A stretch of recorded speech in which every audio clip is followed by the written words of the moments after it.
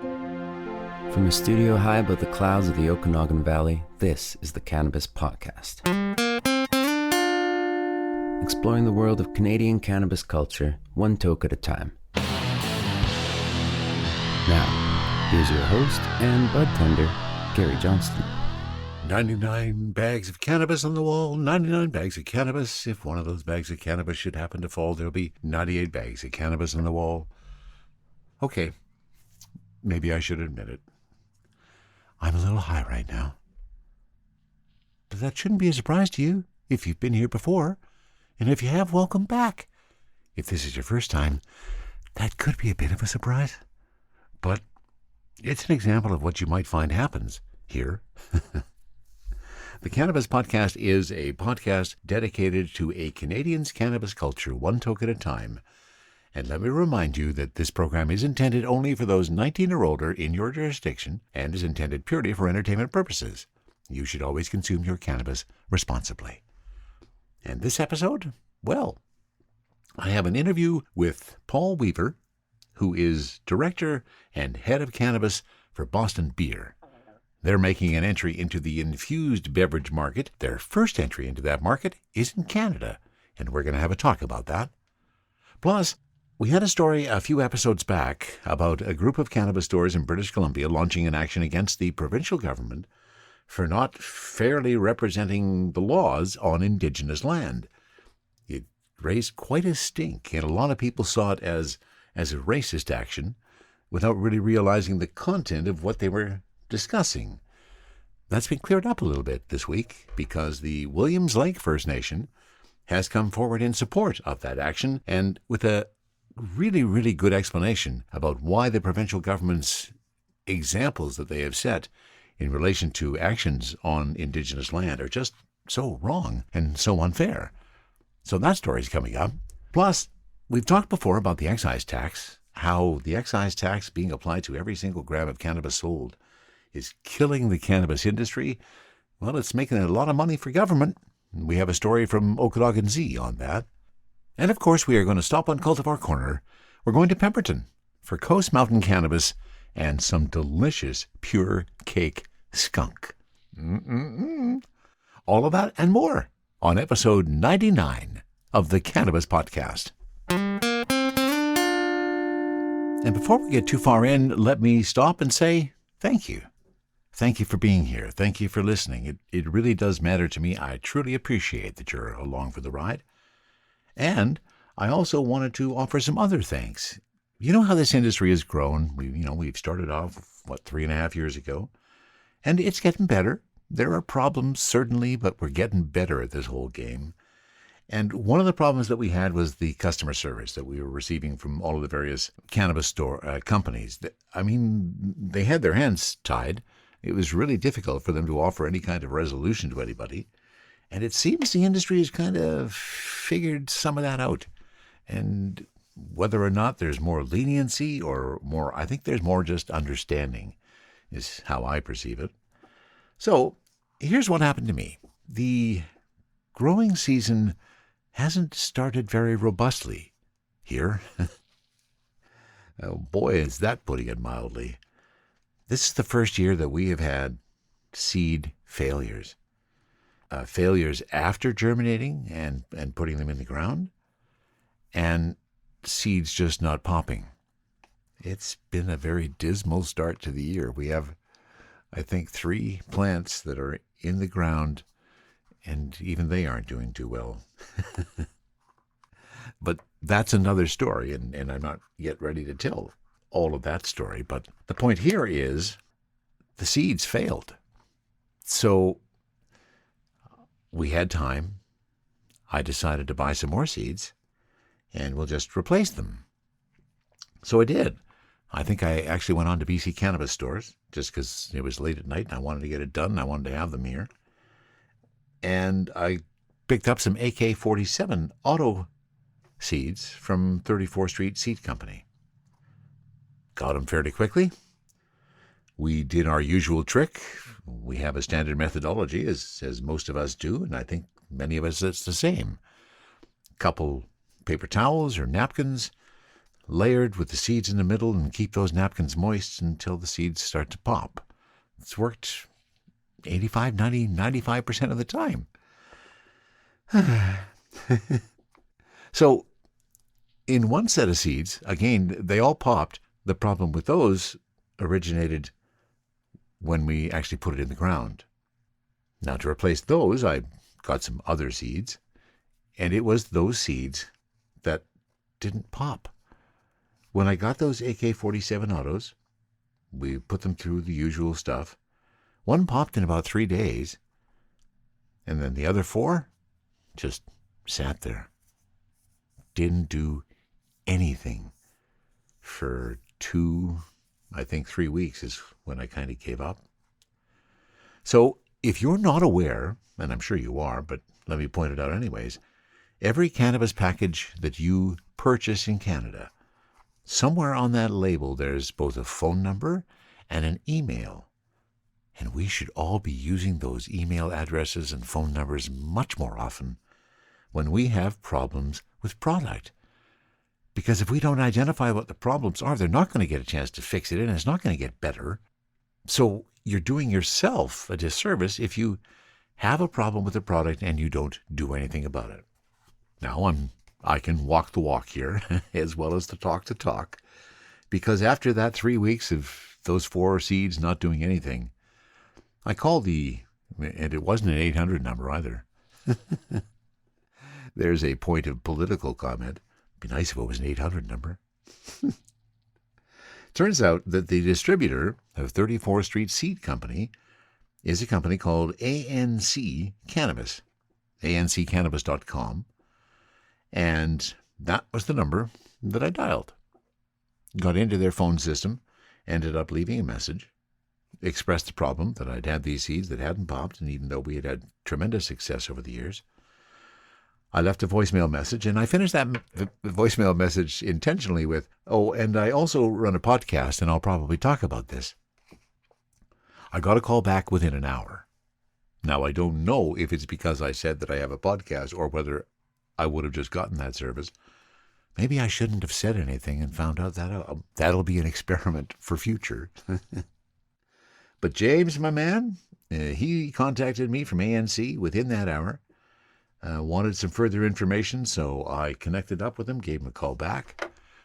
He said, "Well, we'd like to verify that, you've done everything that you can do to make sure those seeds pop." So I explained what we had done, and at the end of that, he said, "Yeah, you pretty well did everything that we would have." So I have to say I was really pleased. James made me whole once more, and really impressed with the customer service, really impressed with how prompt it happened, and that's a good sign. That's a good sign that our industry is getting stronger from that perspective, even though I have a story a little bit later on about some issues with some weakness in the industry. But that certainly exemplifies to me that the folks at ANC take customer service very seriously. And I thank you for that. From the Cannabis-infused studio in the clouds, this is the Cannabis Podcast. And we're going to stratcan.com for our first story, this one written by David Brown. Some BC First Nation leaders say they have become frustrated with the lackluster enforcement of provincial rules for cannabis businesses operating on First Nations land.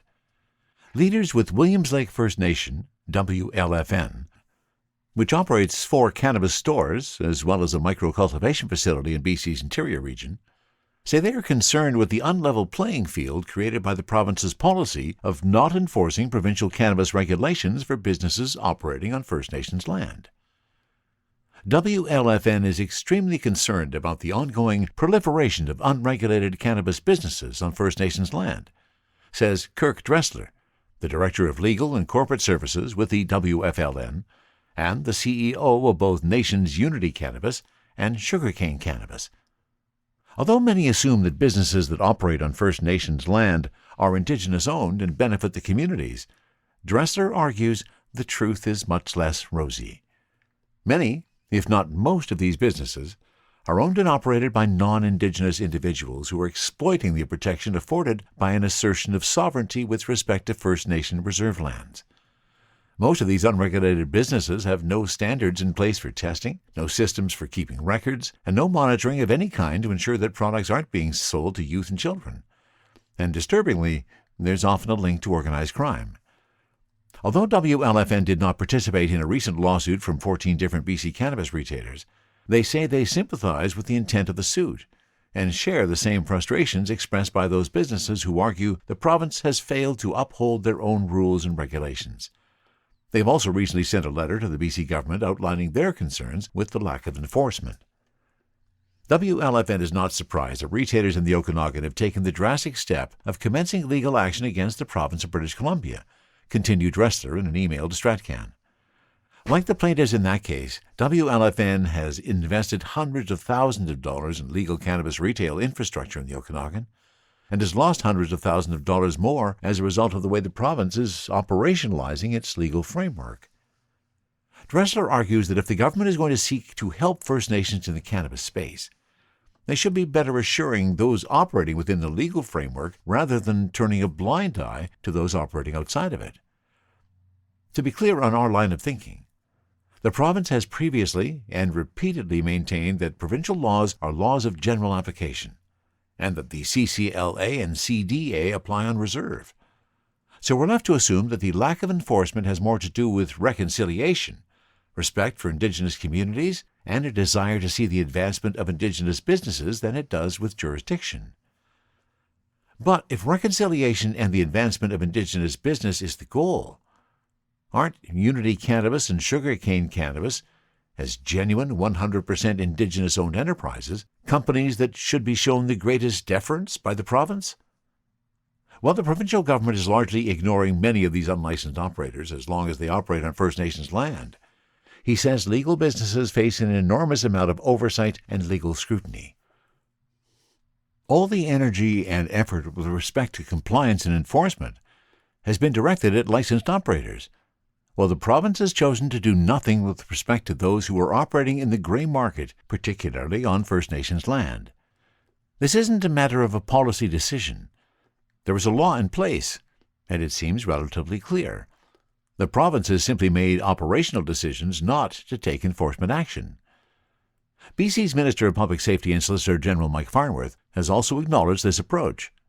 While the province, he explained in 2020, takes the position that BC's Cannabis Act is a law of general application that applies to all of British Columbia, including First Nations land, Farnworth says there is a concern that this interpretation could be tested by actions such as enforcement. With cannabis, like a number of other issues when it comes to First Nations, our view, the province's view, is that, yes, they are laws of general application, said the minister. Just as with some other issues, the First Nations have said, no, these are areas of our jurisdiction, and that's both at the provincial level and at the federal level. Christina Clark, the corporate executive officer for the Songhees Development Corporation, which operates a provincially licensed cannabis retail store on Songhees land, says the issue is complex and often misunderstood by the general public and by those in cannabis Indigenous community. Although Clark says she doesn't oppose the different approaches taken by some First Nations in BC in regards to cannabis production and sale, she says that the province's lack of enforcement of their own laws has created an unlevel playing field for First Nations like Songhees that have opted to work within the legal framework. Because of the respect First Nations have for the autonomy of other First Nations, they have the right to take a stand in that way, and they have the right to put that forward as their position. But it can damage the business of those of us working in this industry on the regulated side. So we will benefit if those are shut down or made to bring their products into regulatory compliance. It will put us all on an even playing field. And while Clark says she sympathizes with the sovereignty argument, she highlights that there is no court precedent for that when it comes to cannabis. Such approaches, she argues, could actually damage overall sovereignty arguments, something she says she's heard from legal counsel for other First Nations. You can't argue that you were selling cannabis before and so we can do it now. You can't claim that. And if you try to stretch that, you kind of damage the things where you legitimately can claim that. Very interesting perspective. From Stratcan.com and a story by David Brown, this industry continues to change and evolve, and let's see if it becomes a more level playing field. The Canadian beverage market continues to be an interesting space, continually growing, different drinks coming to the market, some of them being pretty successful, others kind of fading off into the distance, I guess. Today, we're learning about a new beverage that is coming from the U.S. In fact, it's coming from Boston Beer. Today, I introduce you to Paul Weaver, Director and Head of Cannabis for Boston Beer. When I was first introduced to Paul, I thought that's a real cool title for a gig. It must be a fun job to have.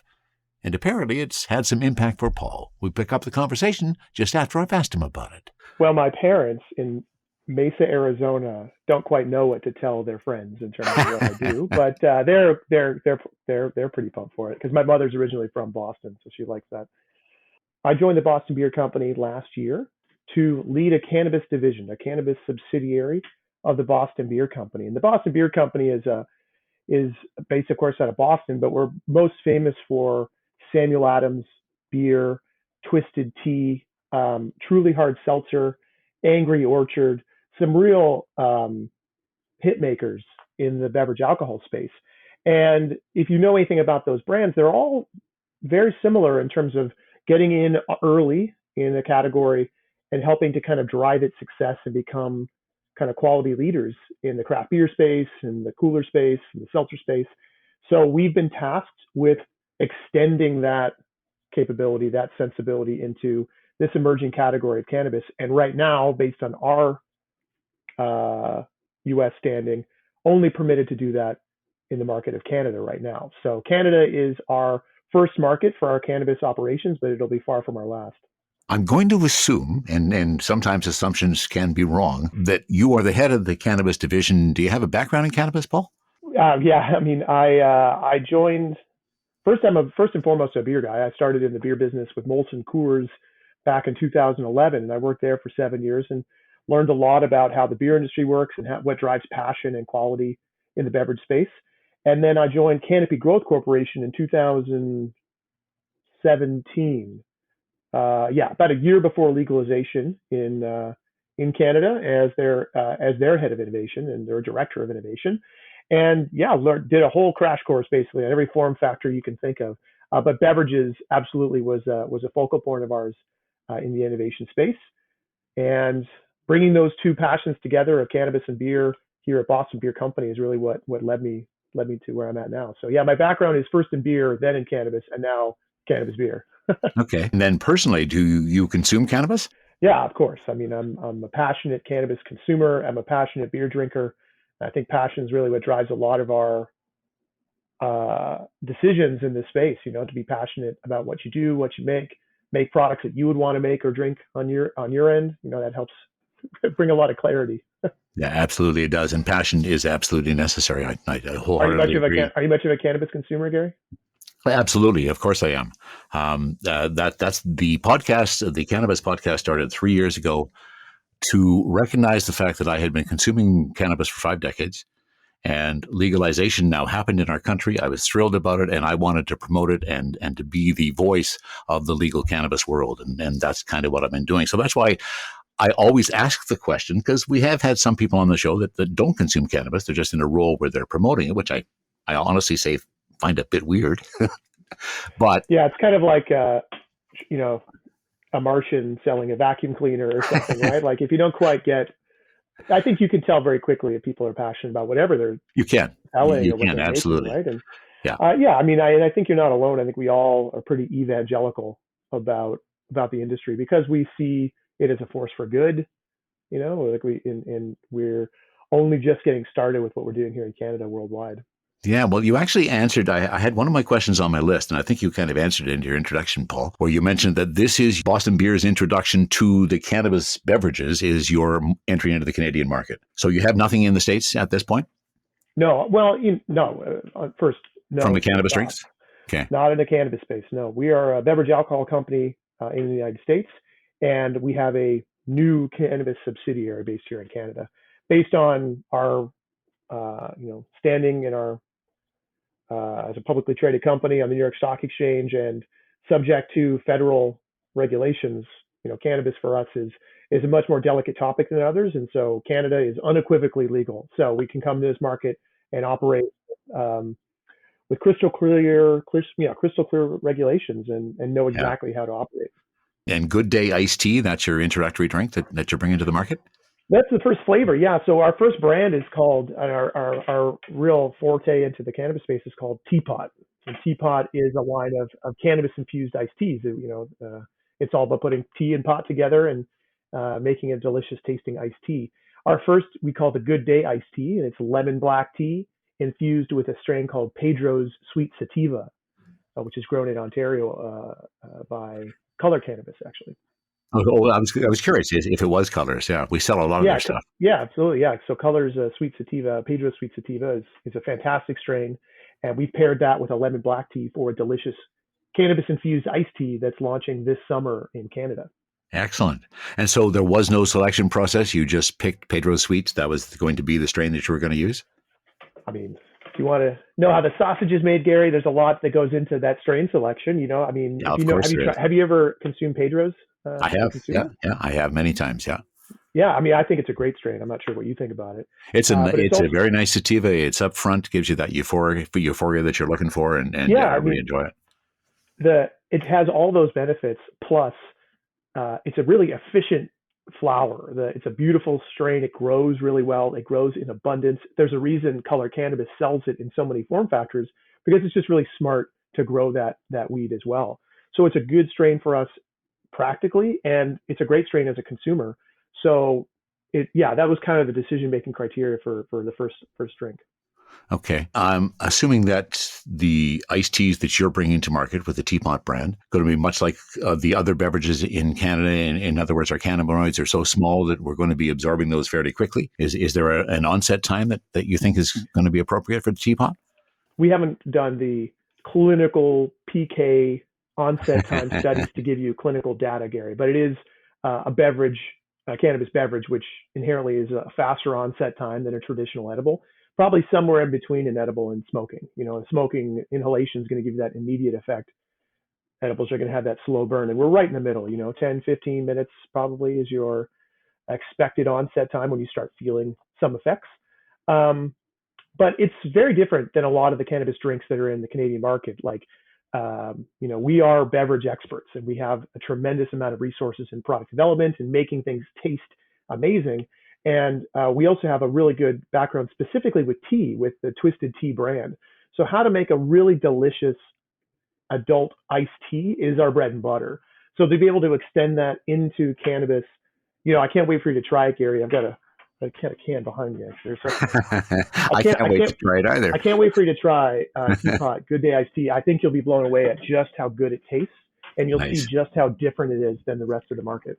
Okay, because I am an iced tea consumer. That is my Oh yeah, favorite I'm drinking drink. iced tea right here. I'm drinking it right now. So, what excites you, Paul, about the Canadian market, about bringing Boston beer and your Teapot line here? Well, I mean, we're not quite a mature cannabis market yet, Gary, but I think we're starting to see signs of grown-ups acting responsibly in terms of how we're running our businesses, how we're operating in retail, how the consumer is shopping and kind of recognizing what's of value and what's not.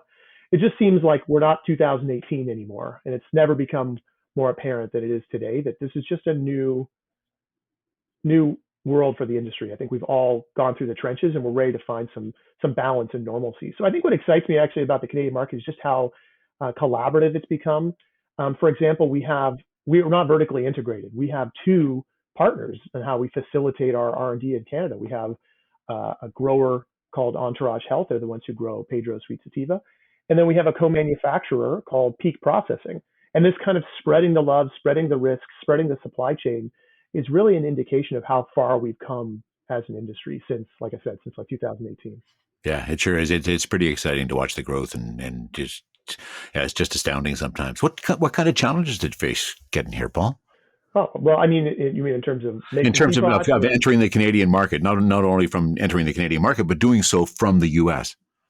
Sure. Well, I mean, I think that Boston Beer as a company has accepted cannabis culture with open arms. So I'm not sure how other companies that have subsidiaries that have participated in cannabis have found any sort of culture shock, but it's been really nice to see the support and passion that drives Boston Beer's current brands and seeing that extend to cannabis. I would say some of the challenges were just trying to find the right partners, trying to set up our business in a way that allowed us to still be flexible, still be nimble, but still facilitate our R&D. And making a great tasting cannabis drink is not easy, and that the ability to leverage the Health Canada processes to create prototypes and trial and repeat and get tighter and refining and just really getting it perfect. So, it's not that that's unnecessarily difficult. That's just part of making a great tasting drink. But to find the right partners, find the right business model, and then be methodical in how we approach making Teapot. That's the main challenge, and so far so good.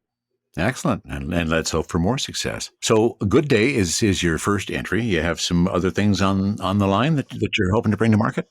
I mean, the thing about Teapot is it's all about pairing the right tea and the right pot for the right occasion. We like Pedro's Sweet Sativa as the cannabis for a good day. And so we have Good Day Lemon Black Iced Tea. It's a lemon black tea. We're also working on a mango green tea with Pedro's. So putting those two together, and that tastes, so far it tastes amazing. We're tightening that up this month, but that'll roll out maybe by the end of the year. But what's really exciting is we're taking a little bit more time with a good evening iced tea. And what does a good evening iced tea taste like? How does it compare to a good day product? We've got a really great strain that we like, so we know kind of how we would plan on infusing it. But what's our good evening iced tea going to look and taste like? And that's the one that'll be really exciting, because then we're expanding beyond just a daytime product and introducing something that has some value in the evening time. You're intriguing me. As you said before, I can't wait to get a taste of it. A taste of something. Well, yeah, I hope it moves your needle, Gary. I feel like I said, I got a big mountain to climb. That's the thing, Paul. I have found a cannabis beverage that I enjoy, but I drink it just because I like it as a beverage, even though it doesn't give me much of a buzz. So I'm probably will do the same thing with your Good Day iced tea ones that arrive. Great. Well, if you like iced tea, like I said, there's no cannabis taste, no cannabis aroma. Nice. It tastes Nice. like really, really good iced tea. And with the right amount of sweetness, lemon flavor. It's good. It's a great product. I'm intrigued by the product, Paul. Well, I think Gary, we've got to get you into Windsor, where we make Teapot, and you can try it yourself, and maybe tell some of your listeners that the hype is real, that the drink is just as good as promised. Yeah, it sounds good. So your entry into the Canadian market, you're coming in through Manitoba and Saskatchewan, as I believe. Yeah, starting in the prairies. Those are fantastic cannabis provinces, very easy to work with, and allow us to kind of understand a little bit about what consumers think about Teapot, what they like, what they don't like, allow us to tighten it up, and then we'll expand into the bigger provinces throughout the rest of the year and into next summer. Has the different approach to cannabis in terms of its distribution in each province caused you any particular troubles as you bring your product across the border? No, well, first, we're not bringing anything across the border. We're making it right here in Canada. Absolutely. No, the idea of your product. Sorry. The idea. Yeah. Well, no, I think we're, no pun intended, in it for the right reasons. And I think that message is being well received by each province that we have a chance to speak with. And yeah, I mean, there's lengthy lead times in terms of making sure you get your paperwork in and make sure you're in for the right product calls. But we have a fantastic distributor in Entourage Health that makes sure that we're filing all the necessary paperwork. So there's paperwork and process, but it's the same as it is in alcohol. So really no difference. So it's kind of par for the course, Gary, if that makes sense. It's not like we're selling soft drinks. These are regulated products that have government intermediaries. So you have to respect that is part of the process. Where I was going is the fact that it is so unique in each of our provinces of how it is getting distributed. It is, yeah. That's got to be a challenge for a company like yours. Yes and no. I think part of the challenge, as we mentioned earlier, was finding the right partners, and the partners that have distribution in the provinces that we want to be in. So they already have a path in. They understand those unique individual routes to market, and at the core is still a great tasting drink that's labeled the exact same. So thankfully, like in terms of mass production, we're able to make a consistent product, and then what truck it goes on, or the excise, or which retailers and how they get access to it, that's always going to be in flux. And of course, the industry is changing, and we may see some of that change in Canada as well. It's in July. That's when you're coming to.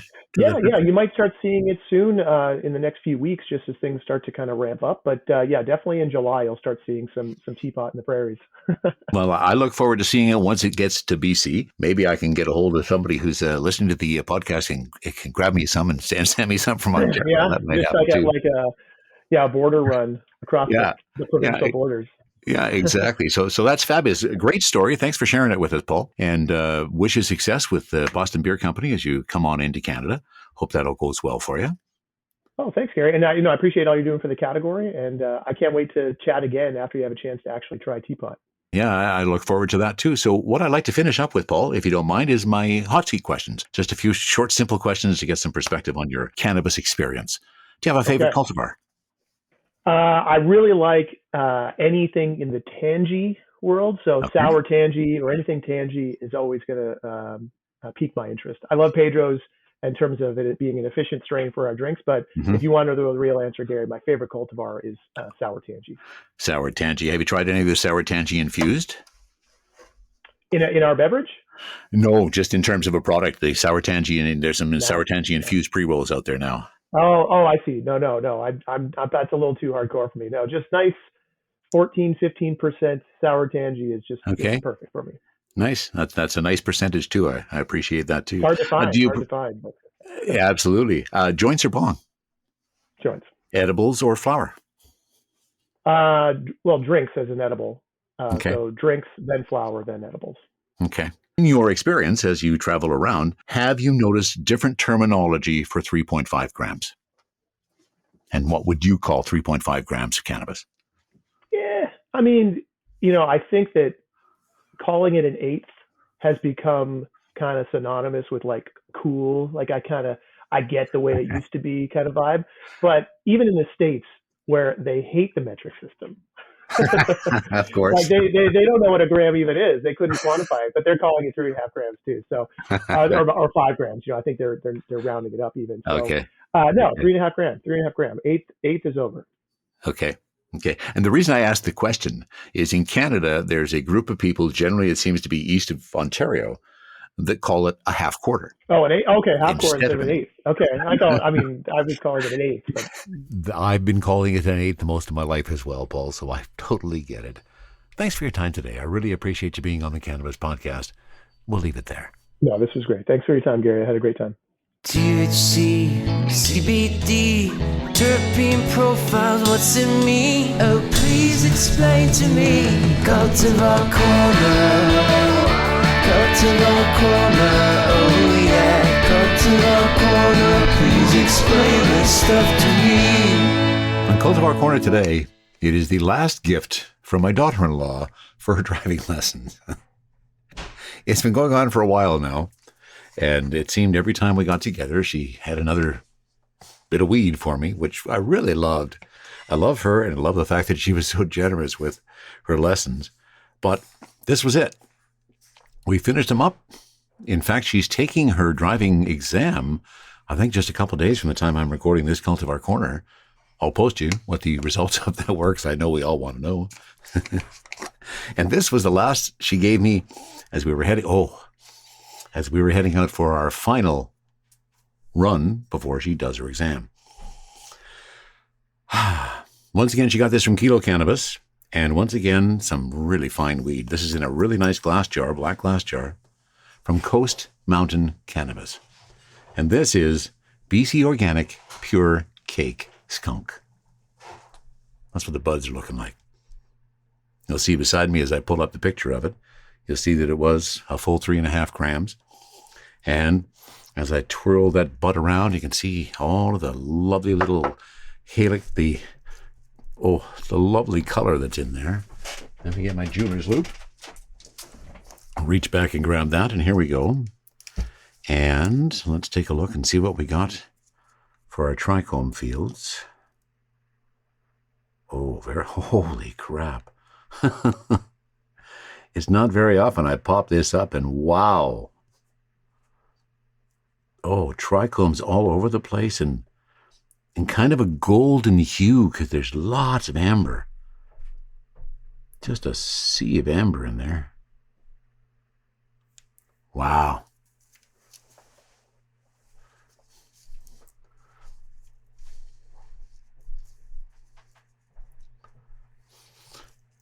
Very colorful bud. Lots of red hues in there.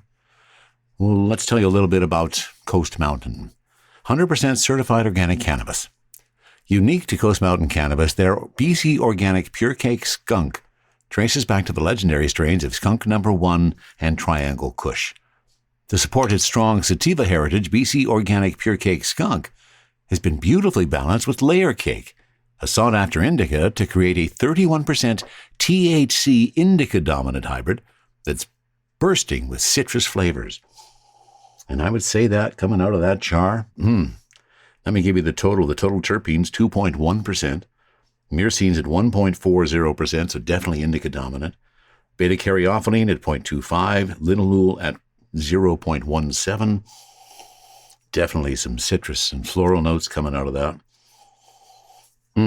Really nice. And what are we talking about? The THC, there it is, 31.1%.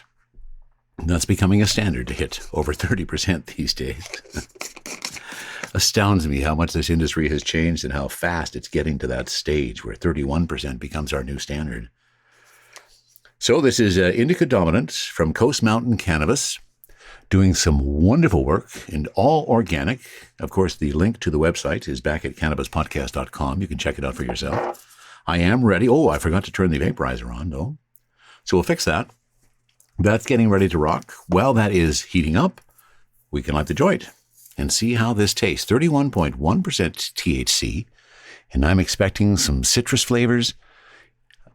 Myrcene, beta-caryophyllene, linalool, the dominant terpenes. Here it is, Coast Mountain Pure Cake Skunk.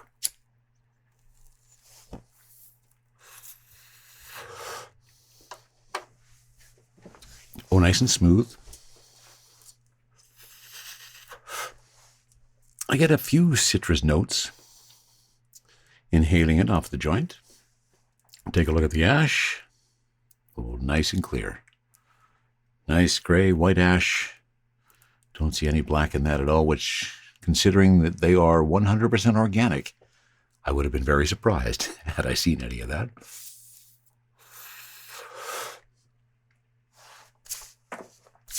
But yeah, I love the taste. Picking up some of those citrus notes. Almost everything that Christine got me over the course of her driving lessons was just delicious. Really expanding my knowledge and taste bouquet across a whole bunch more products. And Coast Mountain Cannabis, I love what they're doing, this Pure Cake Skunk. Now, skunk. Because there was a time in my cannabis life where skunky weed was everywhere. But it didn't smell like this. It smelled skunky. And I mean really skunky. So skunky, you'd wonder if there was a skunk in the room with you. So I'm not getting those kind of deep skunky tones off of this. Definitely more citrus. Almost a bit of a gas tone as well. So the Crafty Plus is ready. Let's give it a try and see what it tastes like through the vaporizer.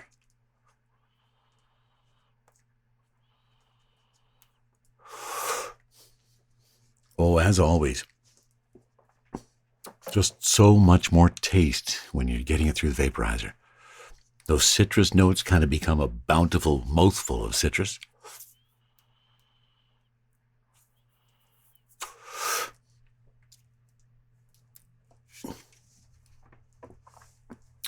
Now, I'm not sure if it's anything to report, but the joint went out on me because I stopped smoking it.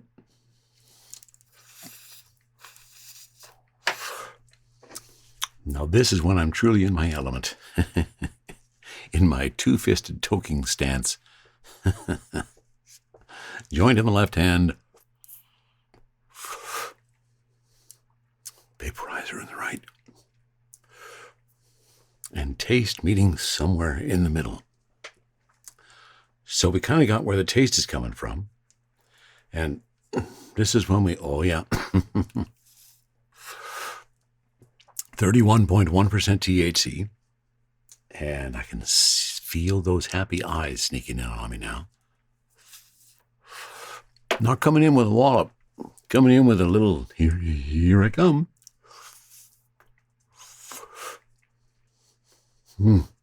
But coming in nonetheless. There's just so much good weed being grown in BC these days. Right across the country, but especially in BC, there's just so many fabulous growers that are out and around these days, creating a bunch of great weed that is such a pleasure to smoke. Oh, yeah.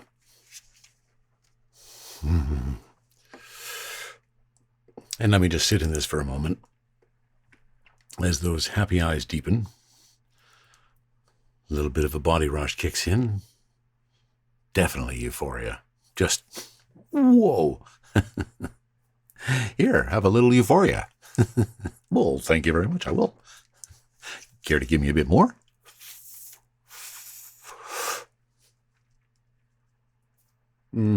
This feels like it's going to be a real fun high.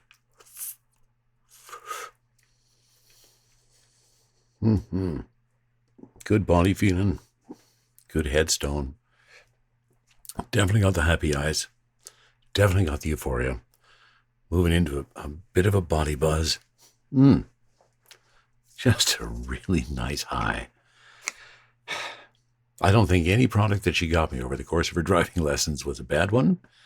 And it would be dangerous to try to rate them over top of each other, but this definitely stands up with all the rest. Coast Mountain Cannabis, BC Organic, Pure Cake Skunk, their indica dominant hybrid, 31.1% THC, total terps 2.1%, with some myrcene, beta-caryophyllene, linalool, nice citrus tones, and a pretty rounded high. I'm liking the Cake Skunk. Exploring the world of Canadian cannabis culture, one toke at a time. This is the Cannabis Podcast. And we go to stratcan.com for another quick little story. This about Neptune. Neptune Wellness, the company behind cannabis brands Mood Ring and Pan Hash, intends to divest its Canadian cannabis business in an attempt to rebrand itself as a consumer packaged goods company. The move, announced today, would include the sale of Neptune's Sherbrooke, Quebec facility and staff layoff. The company says the facility is appraised at $21 million. The move would mean laying off 50% of Neptune's workforce, accounting for over 30% reduction of total payroll costs, and an estimated annual cost savings of $5.8 million. Today's decision, while difficult, is a step that is necessary to best position Neptune for long-term success, said Julie Phillips, Neptune's chair of the board, in a company press release. Together with management, the board has worked carefully to explore all possible avenues, and we are confident that the decision to exit the Canadian cannabis sector and realign focus on our consumer goods brands is the best next move for both the company and its shareholders. Neptune managed an array of cannabis products sold under Mood Ring and Pan Hash, with products supplied by cannabis growers across the country, including several micro-cannabis cultivators and producers. With the planned divestiture of its cannabis business, Neptune is renewing its focus on the core brands, Sprout Organics and Biodroga Solutions, that align closely with future consumer trends and show a greater potential for future growth and profitability. And I find that's an interesting story to lead into the next, because here's another company, well, as you just heard, another company leaving the cannabis space. And could perhaps some of that reason be the excessive excise tax?